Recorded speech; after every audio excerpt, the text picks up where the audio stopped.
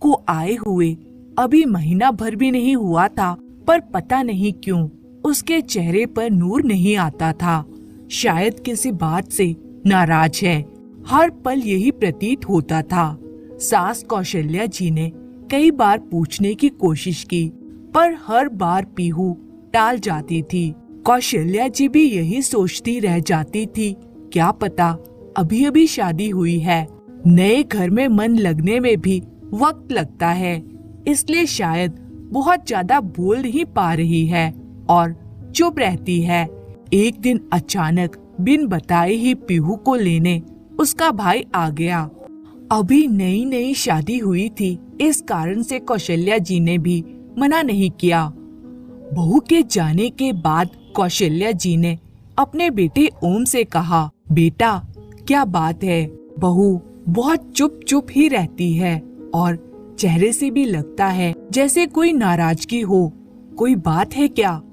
पता नहीं मम्मी, मुझे तो ऐसा कुछ नहीं लगता, ओम ने जवाब दिया। शायद मेरी गलत फहमी हो, पर फिर भी एक बार मन टटोल कर देख बहू का, क्या पता जो मुझे ना बोल पा रही हो तो उससे बोल दे। ठीक है माँ, जब आएगी तब बात करके देख लूंगा, कहकर ओम अपने ऑफिस चला गया। शाम को जब ओम घर आया तो देखा कौशल्या जी उदास बैठी हैं। उन्हें उदास देखकर ओम ने पूछा, क्या हुआ माँ, आप ऐसे उदास क्यों बैठी हो? ओम के सवाल पर कौशल्या जी ने कहा, बेटा कल संडे है, तू एक काम कर, तेरा सामान मेरे कमरे में शिफ्ट कर ले और मैं तेरे कमरे में शिफ्ट हो जाती हूँ। अरे अचानक से कमरा शिफ्ट करने की बात कहाँ से आ गई माँ, और क्या परेशानी है जो कमरा शिफ्ट कर रही हो?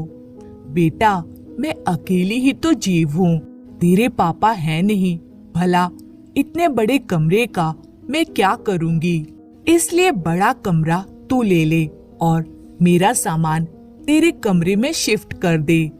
अरे माँ रहने दो ना, क्या जरूरत है, आराम से रह तो रहे हैं, वैसे भी पीहू यहाँ है नहीं, वे क्या सोचेगी और लोग पीहू के बारे में क्या क्या बातें बनाएंगे। आते ही सास को उसके कमरे से निकाल दिया। ओम हंसते हुए बोला। उसकी बात सुनकर कौशल्या जी चुप हो गई, पर दूसरे दिन उसके पीछे पड़कर उन्होंने कमरा शिफ्ट करवा ही दिया। जब सब सामान कमरे में शिफ्ट हो गया तो कौशल्या जी बोली, बेटा एक काम कर, तेरे ससुराल से जो सोफे आए हैं वे भी यहाँ कमरे में रख ले। उनकी बात सुनकर ओम बोला, माँ तुम्हारे दिमाग में चल क्या रहा है, पड़े रहने दो ना, बाहर मेहमान आएंगे तो बाहर बैठने के काम आएंगे।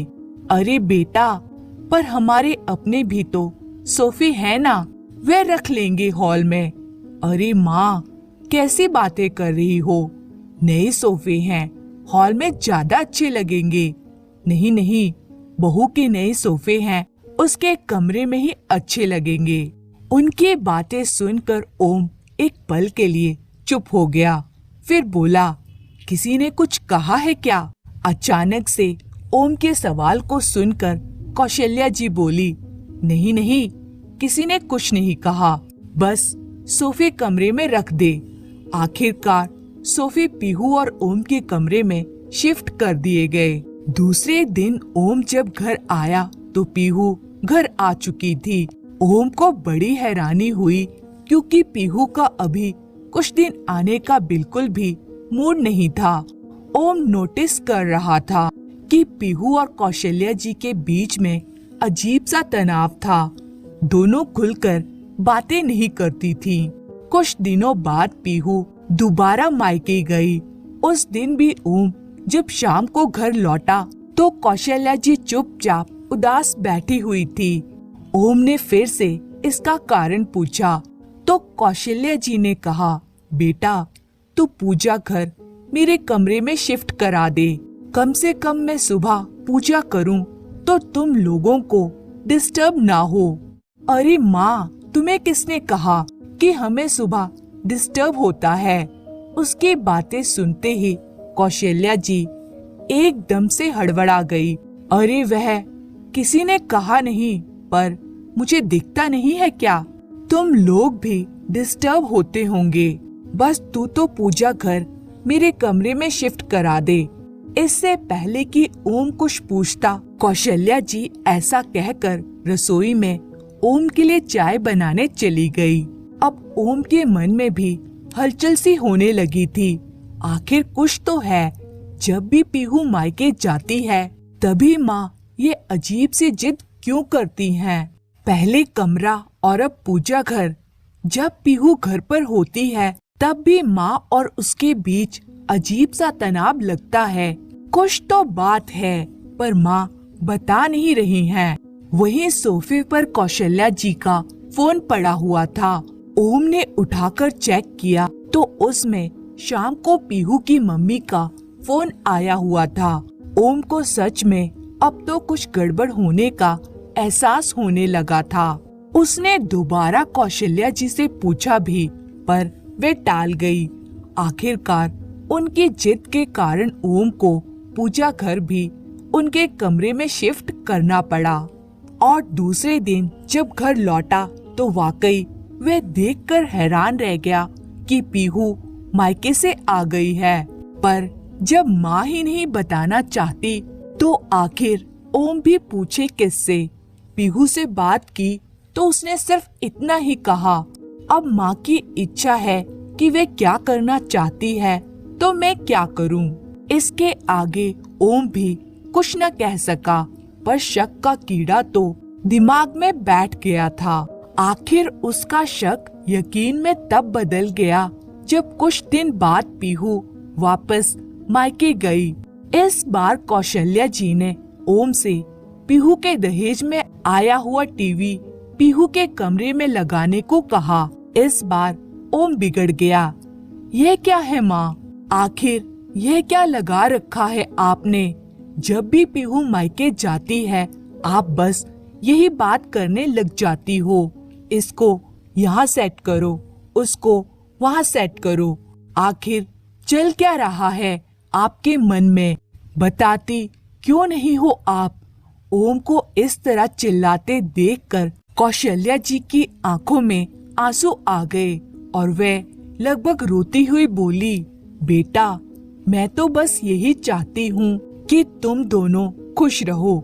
आखिर मेरी उम्र ही कितनी बची है। मेरे कारण तुम्हारा घर ना बसे, मैं ऐसा कभी नहीं चाहूंगी। कौशल्या जी की बातें सुनकर ओम हैरान हो गया। फिर बड़े प्यार से कौशल्या जी से पूछा, माँ सच सच बताओ हो क्या रहा है?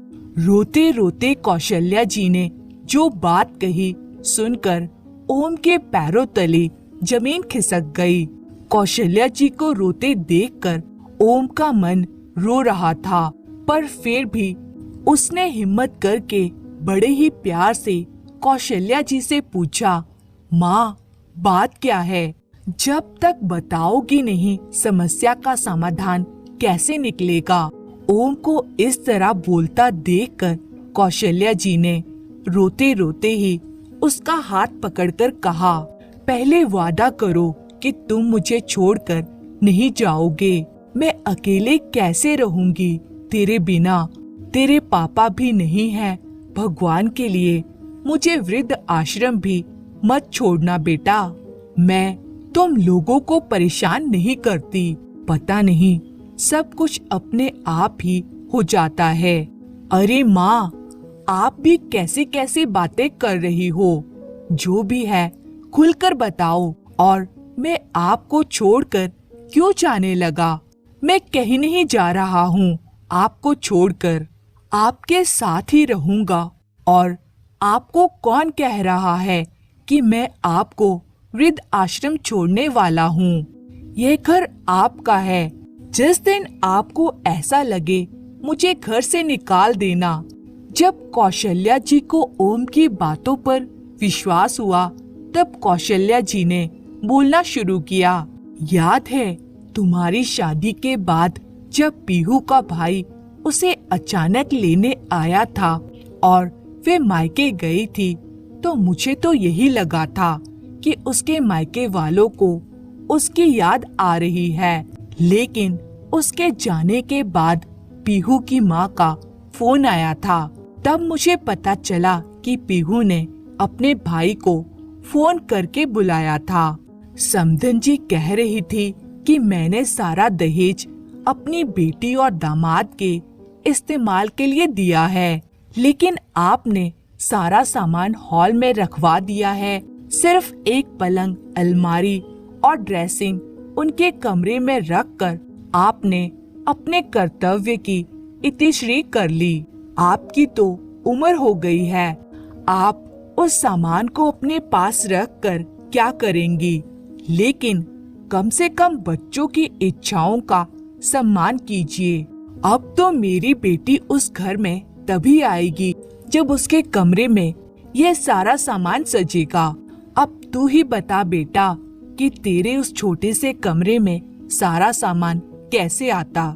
इसलिए मैंने तुझे कहा कि मेरा सामान तेरे कमरे में शिफ्ट कर दे और तू मेरा कमरा ले ले, तो कम से कम बहू का दहेज का सामान तो आ ही जाएगा।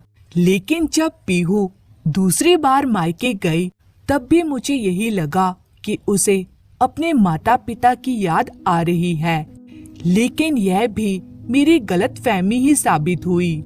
पीहू वहां पहुंची कि थोड़ी देर बाद ही उसकी माँ का फोन आ गया।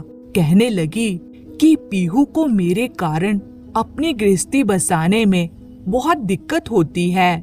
बेचारी उनकी बेटी कुछ कह नहीं पाती और आपका बेटा आपका लिहाज कर जाता है। इसका मतलब यह नहीं कि आप उनका जीना दुश्वार करके रखो।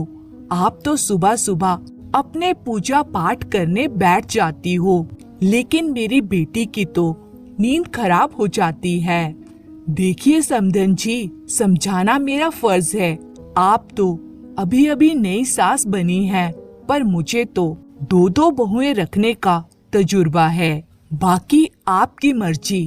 अब समधन जी ने तुम्हारा ही नाम ले लिया था तो मुझे लगा कि तुम्हारी भी इसमें रजामंदी है, इसलिए मैंने पूजा घर भी अपने कमरे में शिफ्ट करवा लिया। लेकिन आज सिर्फ एक एलईडी के लिए उन्होंने मुझे कितना कुछ सुना दिया। कहते कहते कौशल्या जी जोर जोर से रोने लगी। ओम काफी देर तक तो माँ को चुप कराने की कोशिश करता रहा। जब माँ चुप नहीं हुई तो ओम उठकर रसोई में गया और पानी का गिलास भरकर ले आया और कौशल्या जी को देकर चुप कराते हुए बोला, क्या कहा माँ उन लोगों ने? मुझे सब कुछ बताओ, मैं भी तो देखूं कौन किस हद तक जा सकता है। आखिर कौशल्या जी थोड़ी देर रुककर बोली, समधन जी कह रही थी कि इस उम्र में क्या मुंह माया के चक्कर में पड़ी हो। मैंने एलईडी मेरी बेटी के दहेज में यह सोचकर दी थी कि मेरी बेटी और दामाद एलईडी पर अपने कमरे में आराम से मूवी देखेंगे। वे लोग तो इसका कोई फायदा उठा ही नहीं पाते। आपने तो एलईडी हॉल में लगवा दी।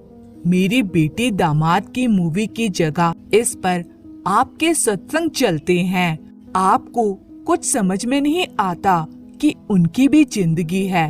अगर पानी सिर से ऊपर निकल गया तो कहीं ऐसा ना हो कि बेटा और बहू आपको छोड़कर अपना बंदोबस्त कहीं और कर लें या फिर आपको वृद्धाश्रम ही छोड़ आएं। गलती सारी आपकी होगी, लेकिन बदनाम मेरी बेटी हो जाएगी। अब तू ही बता बेटा, मैंने उस समय भी तुझे इतना कहा था कि एलईडी अपने कमरे में लगा ले, लेकिन तू ही नहीं माना। मेरी क्या गलती है? अब तो जब भी समधन जी का फोन आता है या पीहू मायके जाती है तो मुझे घबराहट सी होने लगती है कि अब क्या नया बखेड़ा होने वाला है। तेरे पापा के जाने के बाद मैंने बहुत संघर्ष करके तुझे पाला है। सोचा था पूरी जिंदगी संघर्ष करते हुए गई, कम से कम तेरी शादी के बाद सुकून के कुछ पल भी जी लूंगी। पर सच कहूँ तो अब मुझे बहुत डर लगता है। कहते कहते कौशल्या जी के हाथ कांपने लगे थे, जीभ लड़खड़ाने लगी थी। यह देखकर ओम को अपनी माँ पर तरस आ रहा था, तो पीहू और उसकी माँ पर गुस्सा आ रहा था। क्या हालत कर दी है उन लोगों ने मेरी माँ की। जैसे तैसे अपने गुस्से को कंट्रोल कर ओम कौशल्या जी को हिम्मत देते हुए बोला, माँ, आपको मुझ पर बिल्कुल भी भरोसा नहीं था क्या? आपको शुरुआत में ही मुझे सब बातें बोल देनी चाहिए थी। बेवजह परेशान होती रही आप। अगर शुरुआत में ही आप बोल देती तो उसका हल भी तभी निकल जाता। नहीं बेटा, ऐसी बात नहीं है। जिस तरह से समधन बातें करती थी, मुझे लगता था कि शायद इसमें तेरी भी रजामंदी है। एक दो बार सोचा भी कि तुझसे पूछ लूं, फिर लगा कि सामान शिफ्ट करने से ही सारी समस्या का हल निकल रहा है तो गलत क्या है। पर इस बार तो समधन जी कुछ ज्यादा ही बोल गई। कौशल्या जी ने अपनी तरफ से सफाई दी। वह अगर ज्यादा बोलती नहीं तो शायद आप मुझे कुछ बताती भी नहीं। पर कोई बात नहीं, देर से ही सही, आखिर पता तो चला कि हमारे साथ हो क्या रहा है। आप परेशान मत होना माँ, अब इसका निर्णय तो बहुत जल्दी ही करूँगा। ओम की बात सुनकर कौशल्या जी घबराते हुए बोली, नहीं नहीं बेटा, तू ऐसा कोई कदम मत उठाना जिससे कोई समस्या खड़ी हो। मेरे कारण तेरी गृहस्थी खराब हो, मैं बिल्कुल नहीं चाहूंगी। माँ, गृहस्थी किसी एक इंसान के भरोसे नहीं चलती। इसमें दो लोगों का बराबर योगदान होता है। पर यहाँ तुम्हारी बहू योगदान नहीं, बल्कि जो भाषा जानती है उसे उसी भाषा में समझाना पड़ेगा। विश्वास करो माँ, इस रिश्ते को सिर्फ एक मौका और दे रहा हूँ, नहीं तो जिस तरह का ये रिश्ता है ना, इसका टूट जाना ही बेहतर है। क्योंकि जिंदगी भर के दुख से एक बार का दुख बेहतर होता है। बस अपने बेटे पर विश्वास रखिए, कल का दिन कुछ अलग कहानी लेकर आएगा। दूसरे दिन जब कौशल्या जी उठी तो देखा ओम जाग चुका था और फोन पर किसी से बातें कर रहा था। थोड़ी देर बाद कौशल्या जी चाय बनाकर ले आई और दोनों माँ बेटे चाय पीने बैठे। इतने में दरवाजे की डोरबेल बजी। कौशल्या जी ने जाकर दरवाजा खोला तो सामने 3 लोग खड़े थे। कौशल्या जी ने हैरानी से उन लोगों से पूछा, आपको किससे मिलना है? तो उनमें से एक लड़का बोला, मैडम, हमें ओम भैया ने बुलाया है, आप उन्हें बुला दीजिए तो हम हमारा काम शुरू करें। इतने में खुद ओम बाहर आ गया और आते ही बोला, अरे आ गए आप लोग, चलिए जल्दी जल्दी काम निपटाना है। मैं आपको बता देता हूँ कौन कौन सा सामान उठाना है। इतने में कौशल्या जी बोली, ओम, कौन सा सामान उठाने की बात कर रही हो? मुझे बताओगे आखिर चल क्या रहा है? माँ, बस मेरा साथ दो, हर समस्या का समाधान होता है। कोई सीधे तरीके से समझता है तो कोई दूसरे तरीके से। जिस तरह की हरकतें वे लोग कर चुके हैं उससे इतना तो समझ में आ गया है कि उन्हें सीधा तरीका समझ में नहीं आता, तो बस अब दूसरे तरीके से समझा रहा हूँ। लेकिन तू करना क्या चाहता है, मुझे बता तो सही। अभी भी कौशल्या जी अपने बेटे से पूछे जा रही थी। माँ, बस 1 मिनट में अभी आया, कहकर ओम उन लोगों को कुछ समझाकर आ गया और आकर कौशल्या जी से बोला, देख माँ, मुझ पर विश्वास रख और मेरा साथ दे। थोड़ा सख्त तो आपको भी बनना पड़ेगा। बस इतना विश्वास दिलाता हूँ कि गलत कुछ भी नहीं होगा। फिर ओम ने अपनी योजना माँ को समझाई। सुनकर कौशल्या जी बोली, सब ठीक तो होगा ना बेटा। अभी भी अपनी माँ को हैरान परेशान देख ओम बोला, अरे माँ क्यों टेंशन ले रही हो, आर या पार बस। अब क्या था, ओम अपनी योजना पर अमल करने लगा। 2 घंटे बाद ओम अपने ससुराल के दरवाजे पर था। जैसे ही उसने दरवाजा खटखटाया, बड़े साले साहब ने आकर दरवाजा खोला तो उस समय घर के लोग नाश्ता कर रहे थे। उसे घर आया देखकर सब लोग हैरान रह गए। पीहू की दोनों भाभी भी रसोई से निकलकर बाहर आ गई। खुद पीहू और उसकी माँ उसे वहाँ देखकर हैरान थी। इतने में ससुर जी बोले, अरे ओम जी, आज अचानक आप यहाँ, सब खैरियत तो है ना? हाँ पापा जी, आप फिक्र मत कीजिए, सब खैरियत है। इतने में बड़े भैया भी बोले, अरे खड़े खड़े सब देख क्या रहे हो, ओम जी आए हैं, उनके लिए भी चाय नाश्ता लगाओ। ओम ने बड़ी विनम्रता से हाथ जोड़कर कहा, नहीं भैया, मैं नाश्ता नहीं करूँगा, अभी मैं जल्दी में हूँ, ऑफिस भी जाना है, वो तो मैं ये सामान रखवाने आया था। ओम की बात सुनकर सब आश्चर्य से एक दूसरे की शक्ल देखने लगे। आखिर पीहू की माँ ने कहा, दामाद जी, कौन सा सामान रखने की बात कर रहे हैं आप? उनकी बात सुनकर ओम मुस्कुराया और बोला, वही जो बाहर ट्रक में है, ट्रक में। सब हैरान रह गए और फटाफट निकलकर बाहर आए।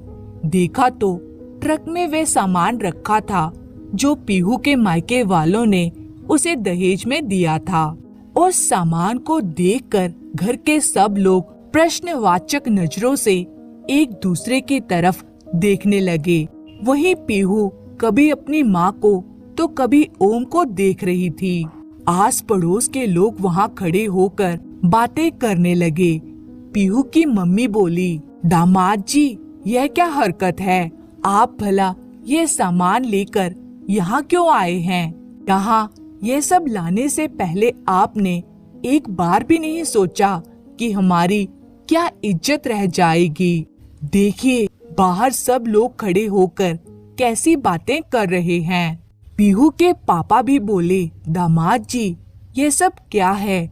मुझे तो अभी भी कुछ समझ में नहीं आ रहा है। ओम हाथ जोड़कर समझाते हुए बोला, देखिए ससुर जी, यह दहेज आपकी बेटी का है जिसे आप लोगों ने दिया है, लेकिन वे घर तो मेरी माँ का है जो मेरे पिता ने बनवाया था। माँ ने साफ साफ कह दिया है कि या तो तुम अपना नया मकान खरीद लो या फिर जिसका दहेज है उसके घर पहुँचा दो। मेरे घर में दहेज के लिए कोई जगह नहीं है। आखिर जब से ये दहेज घर आया है, मेरा चैन और सुकून खो गया है। तभी बीच में पीहू की माँ बोली, आप कहना क्या चाहते हैं? साफ साफ कहिए, आखिर आपकी माँ को समस्या क्या है?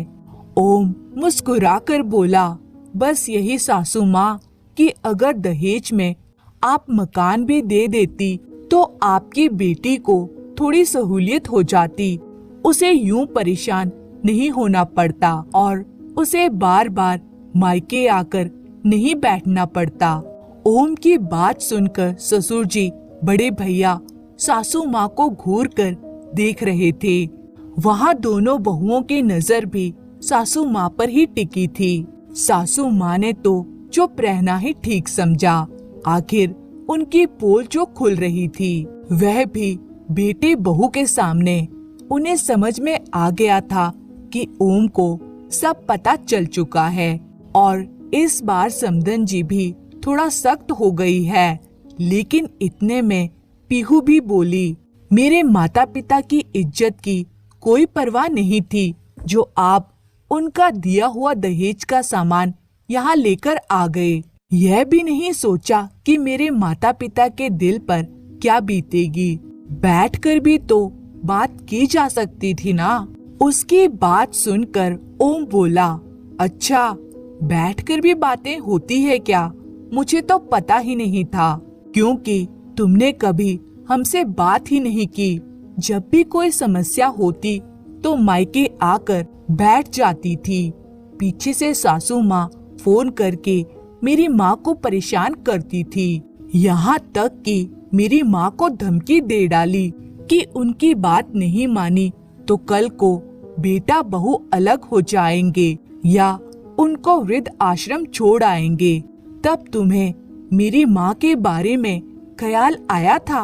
अब पीहू से भी कुछ कहते ना बना, पर अब घर में सबको पीहू और सासू माँ के बारे में पता चल चुका था। आखिर बेटी कैसी भी हो, आखिर है तो बेटी ही। एक पिता उसका घर टूटने कैसे दे सकता था?